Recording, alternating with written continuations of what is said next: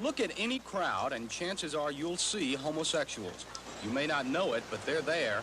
The estimate most experts agree on is 1 out of every 10 people, more than 20 million in the country.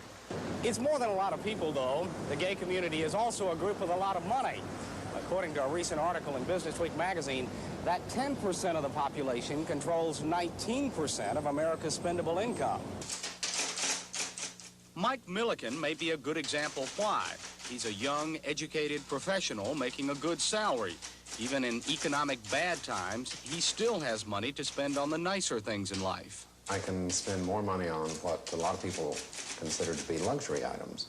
If I were married with children, there'd be expenses with the children, medical expenses, clothing. It's more than just being single, though.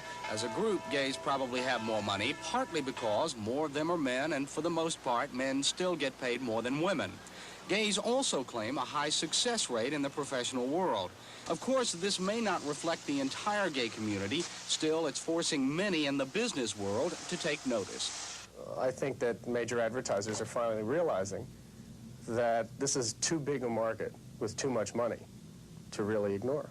There are some agencies that are very forward-thinking in that regard, and they are looking at the gay market the way they looked at the black market 10 or 15 years ago. But you're not gay or anything, are you? I mean, you're just curious. The movie Making Love, about a man who leaves his wife for another man, was an advertising milestone. 20th Century Fox went so far as to have a separate advertising campaign for gay publications. Look at the photo that ran in the morning news. Now look at the one that appeared in The Advocate. Many other national advertisers are going after the gay consumer too. Still, for every company that advertises in gay magazines, there are hundreds that won't. The trend now appears to be what's called gay window advertising, the ad that appeals to gays without non-gays realizing it.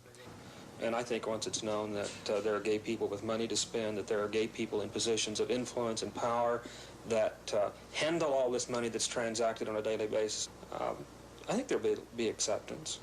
Every day, gays say their money is talking louder and louder and is starting to be heard. This is Jack Kendrick reporting.